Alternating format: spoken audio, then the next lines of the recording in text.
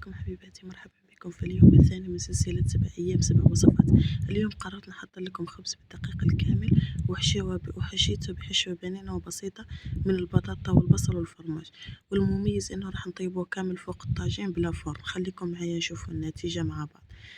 بالنسبة للمكونات، عندنا هنايا غرفية من الدقيق نتاعنا، ومغرفة صغيرة من الملح. نزيدو هنايا زوج مغرفة من السكر. هادي مغرفة صغيرة، إلا عندك مغرفة كبيرة ديري فقط النص نتاعها. فقط الخمارة إذا عندك مغرفة كبيرة اكتفي بواحد. أنا هنا درت زوج مغارف خمارة. هاهو نحاولو نخلطو قاع هاد النواشف مع بعض. أيوا ونعاود نلموهم بالماء. أيوا هاو هنا من بعد ما خلطنا كلش وبدينا نلموه. شوفوا العجينة تبغي الخدم باش نتفاداو اي تكتلات يكونوا في الدقيق نتاعنا، وثاني باش تجينا كما يقولوا خالية من الداخل. شوفوا هنا هذا هو القوام اللي خصك توصلي له، كي تقسمي تنقسم معاك بكل سهولة. هيا نخلوها كيما هكا ونمشيو نحضروا نغطو نخليها تختمر ونمشيو نحضروا الحشو نتاعنا. انا هنايا درت فقط هذا صدر دجاج، ايا مع لي زيبيس اللي هما البصل الكمون شويه من عطور تاع الدجاج والملح. قطعت معاها بصله صغيره، نخلوهم يطيبوا على مهلهم. نرجعوا للدقيق نتاعنا. شوفوا بسم الله ما شاء الله من بعد ما خمر. انا كاع الفكره الاساسيه في الخبز، يعني الحشو كل واحد اختياري في الحشو اللي يستخدمه. اي ما علينا. شوفوا هنايا الدقيق انا خليته كشغل فتره طويله، وزيد بالزياده كشغل مع السخانه ومع هذا سخاليه. شوف كيف راه جاري. اي شوف، بما انك راكي تكوني تخبطي العجين تاعك سواء الدقيق سواء في الفارينه اي حاجه، كي تلقاه يعمل لك فقاعات كي تكوني تعاوديه الخطره الثانيه، زعما تكوني متاكده بلي العجينه تاعك راهي ليس وراهي طريه وراهي كسمو. شوف الفقاعات اللي يديرهم لك، ان شاء الله تكون واضحه الصوره. ما علينا. انا هنا فقط للامانه مشيت نجيب درت زدته الدقيق لانه لقيتو بزاف جراليه. للامانه زدت الدقيق. انت ثاني كي تلقاه زعما جرالك بزاف ولا زيدي الدقيق عادي واللي يحلل اللي حصل ما تخليش يقعد، غير زيدي الدقيق واللي يحلل قيمت لي تنجمي تكوريه. ايوا ها هو هنا جبنا الطبق نتاعنا، شرنا فيه شويه الدقيق نتاعنا. ايوا نحللو المطلوعه نتاعنا ولا البطبوطه ولا واش بينا نديرو. حليها بالسمك، ما يكونش رقيق رقيق وما يكونش غليظ غليظ. كيما تعرفوني كيما ولفتكم ان شاء الله تكون زعما خاويه من الوسط. هاو السمك نتاعها اللي بغاها خاويه من الوسط، واللي كيما انا يبغي القلب اللي هو اللب نتاع الخبزه ولا نتاع المطلوع ولا يبغي يديرها شويه غلط من هكا.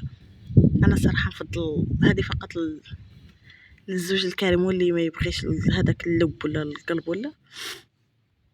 ايوا ما علينا. دوك نوريكم انا السندويش نتاعي في الاخير. صراحه انا نبغي داك القلب اللي يكون في هذا في الخبزه، سواء في الخبزه المشريه ولا المطلوع ولا خبزه الدار ولا. ما علينا. شوفوا انا حاولت نحلل معاكم تاني الكويره الثانيه. ايوا نديروهم يطيبوا على طاجين يكون سخون. ما يهمش ما عندكش طاجين ديري فقط فيه مقله، ما عندكش مقله ديري في اللاطه ولا الصفيحه ولا كل واحد واش يقول له. ما تخافيش من العجينه هنا فقط، بما انه دقيق كامل 100% ما دخلو سميد ما دخلو فارينه، ما تخافيش عليه. حاولي ترققيها قد ما تبغي. ايوا ها هو انا هنا من بعد ما راني ديرتو يطيب. شوفوا برك هذاك الدخاخ اللي راهم يطلعوا داك الدقيق بزاف شاطلي في فوق العجينه. نتمنى انه باين لكم. شوفوا ما شاء الله كي تنفخ. وصدقوني هاد الوصول لا كيما كشتوها على وقفوا تنجمي تخدميها. اي باينه لكم ان شاء الله طلوعيه. شو كي راهي منفوخه ما شاء الله. هنا دائما في المطلوعه نتاعك تكوني طيبه على الطاجين تلقاي جهه طالعه وجهه ما طالعه، حاولي تدكي على الجهه اللي طالعه باش يتوزع لك داك الصهد اللي داخل في الخبزه نتاعك كله تنفخ لك. شوفوا ما شاء الله هنا بعد ما تنفخت نرجعوا هنا للبيشاميل تاعنا. نديرو وين طيبنا هذاك الحشو نتاعنا السكالوب، نمشيو نديرو مغرفة فارينة. انا فقط ما كانش عندي الزبدة، درت الزيت، اكتفيت بالزيت فقط. اي واللي ما يعرف زعما عادي، الا ما كانش الزبدة يروح يشريها ولا يدبرها، ولا بغيتي ديري بزيت زعما هو عادي، تجيك بنينة الصراحة. سقدي امورك وخلاص. هو شنو الزيت يبغيك تكوني زعما تعرفي باش تستخدميه. ايا هنا من بعد كي ندير لينا هاد الفقاعات كيما هكا نزيدو عليها بزار والملح. كاين هنا يزيد الكمون، كاين اللي يزيد هو التوابل، كل واحد حرف واش يزيد. هيا هنا نبدا نضيفو الحليب، عينك ميزانك. انا نيشان غير من كاندي راني نكبه. نتمنى واضحه الصوره. شوفوا كي تعقد لكم عادي وكانها الزبده. غير شنو الزيت شغل خصك تكوني تعرفي ليه باش تخبطيه مليح وباش لهذا. ان شاء الله تجربوها وتعجبكم. ايوا هنا نزيدو تاني مغرفه نتاعنا نتاع الفرماج. انا ما كانش عندي الشيدر، ما كانش عندي الامازيغ، استخدمت فقط المستحضر. ايوا ها هما الخبيزات نتاعنا من بعد ما كملناهم. شوفوا ما شاء الله، شوف كيجي فارغ من الوسط بالدقيق الكامل فقط. شوفوا ما شاء الله كيجي خاوي من الداخل، ولا نقطه فرينه ولا سميد داخله فيها، وطايبه على الفرن فقط. هادو بالنسبه اللي ما يبغوش القلب، اللي هو اللب نتاع الوسط ما يبغوش يكون بزاف. شو كترككيها كيما وريتك السمك، وإلا تبغيه عادي خليها غلط من هكا. هذه خبزة الزوج اللي هو ما يبغيش القلب. اي مشو تاني يعايبوا عليا هكا ما هكا، ما علينا.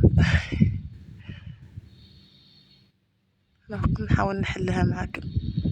ها هي الخبزه ديك اللي قلت لكم الا بغيتو فيها اللب بزاف غلطوا، ما بغيتوش ديروها رقيقه كيما وريتكم. هنا نوريكم تاني الحشوه اللي وجدناها كتحشوهم. وصدقوني والله لا طراوه وما شاء الله تنجمي كيما هاك تخدميه وتاكلي به المرقه ولا هذا زعما اي حاجه تصار به لافلات مع لاتاي. ايوا جربوا ودخلوا لدار نسابكم وعطوا لماتكم وعطوا وهكذا حبيبتي وصلنا لنهاية اليوم الثاني من سلسلتنا. شوفوا جا الخبز ما شاء الله ذهبي من برا والحشوة من الداخل بنينة. وإذا عجبتكم الوصفة دعوني باللايك والاشتراك وخلوا رايكم في التعليقات، ونتلاقاو غدوة إن شاء الله مع اليوم الثالث من سلسلة 7 أيام 7 وصفات.